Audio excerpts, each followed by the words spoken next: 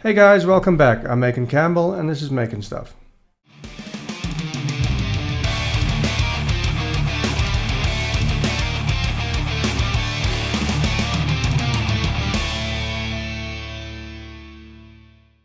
So in today's video, I'm going to attempt to make a stylized version of a Jeep Wrangler. Now in my last video, I made an African safari scene, and in that video I mentioned that it was going to be stylized or cartoonish. But recently I watched a video by a YouTuber named Grant Abbott, in which he made a stylized version of an old split window VW bus. Now taking that model and that video into consideration, I most definitely failed miserably in making a stylized version of the scene that I was trying to make.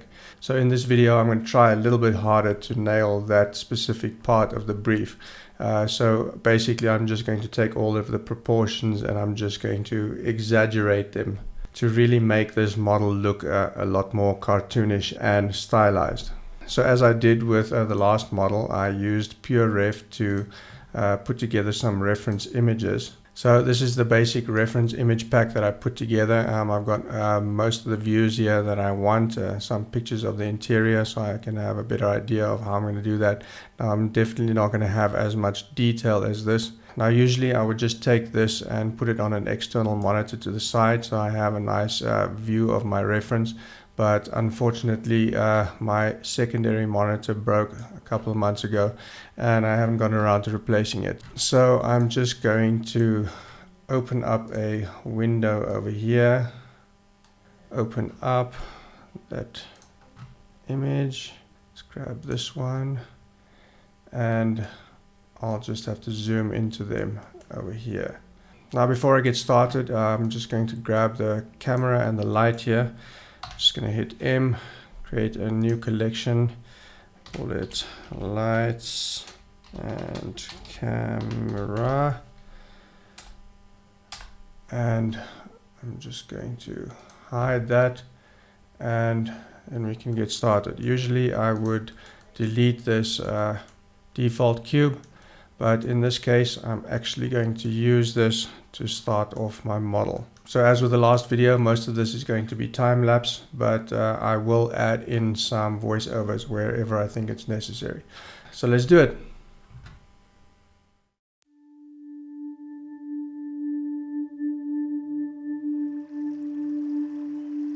Okay guys, so before we get into the swing of things here, I'd just like to apologize in advance. You'll see me jumping around quite a bit during this modeling process, trying out different settings and all sorts of stuff. And the main reason is because for some reason in the middle of this project I decided to try out a couple of new add-ons. One being machine tools and then also a paid add-on called Hard Ops and Box Cutter. Now these are add-ons that are supposed to make modeling a whole lot easier, and while I'm pretty sure that they do, I'm also sure that one needs to take some time to get to know them first. Obviously I didn't do that, so I was trying to kind of learn it while I was modeling, which was obviously a little bit difficult. So once I've gotten to know these add-ons, I might do a couple of videos on them in the future, because from what I've seen they're really powerful and they really make modeling, especially hard surfaces, a whole lot easier. But for now, let's get back into the time lapse and I'll chip in here and there just to explain kind of what it is that I'm trying to do.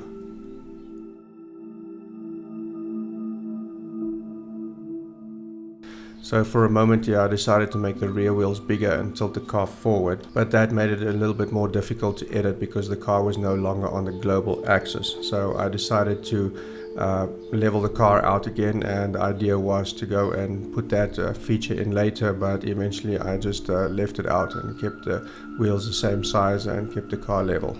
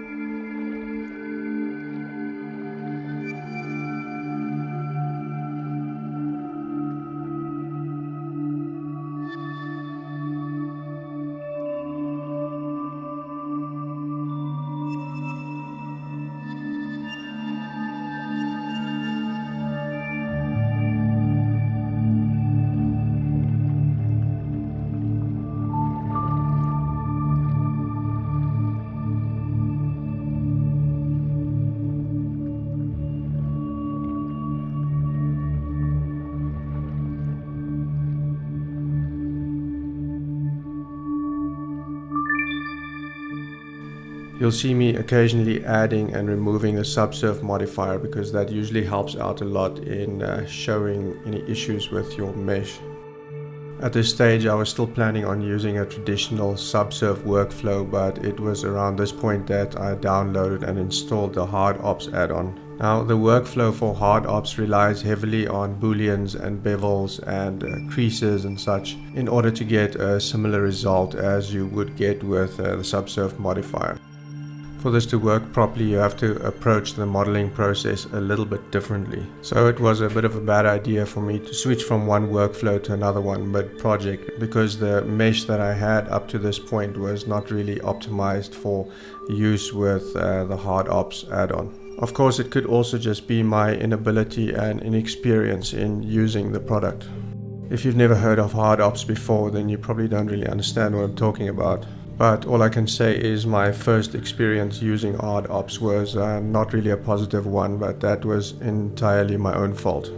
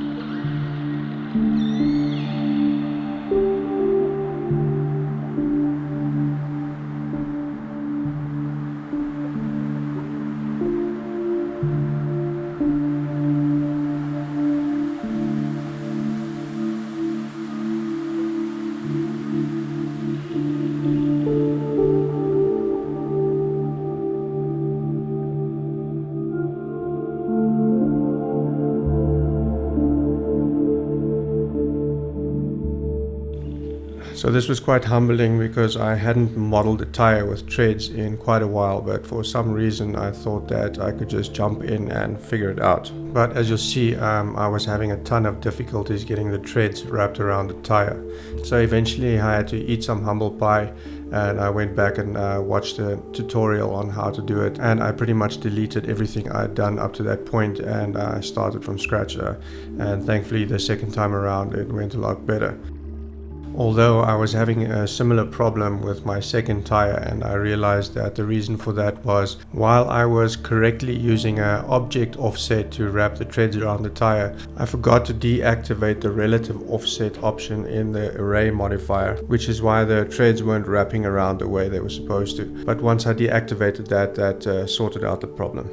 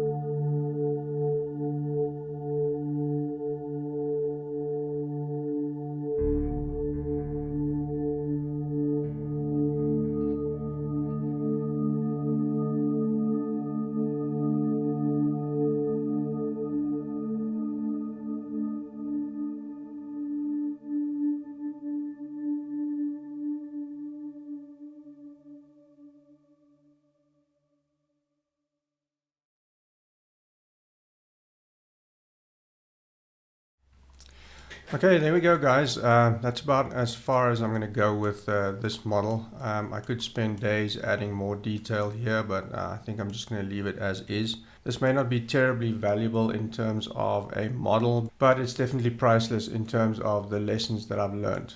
Now, in the beginning of the video, I did mention that I was going for a stylized look. Looking at this now, I still feel like I haven't nailed that brief very well. I'm really struggling for some reason to make anything stylized. In terms of proportions, it is a lot closer to real life than I would like. In terms of the color, obviously that does look cartoonized, stylized, but I just can't seem to stray away from the actual dimensions. I tried to make some of these pillars and the frames a lot thicker. I made the tires bigger, but especially when I'm using these reference images, it seems like it's difficult for me to stray away from them. I think maybe for my next project I should try something a little bit different without references, or maybe just go for something that's already kind of stylized. But all in all, I'm still happy with how it turned out. It looks good. If anyone's interested in this model, I'll probably put this up on my website for a small fee, maybe like $1 or $2 or something. And if any of you feel like supporting the channel, you can go ahead and download it there. I'll put the links down below. But with all that said, let me take a moment to thank you very much for watching this video. If you enjoyed it, go ahead and hit that thumbs up. If you feel like it, you can go ahead and share this with your friends. It definitely helps me a lot. So I guess that's it for this one. As always, till next time, keep making stuff.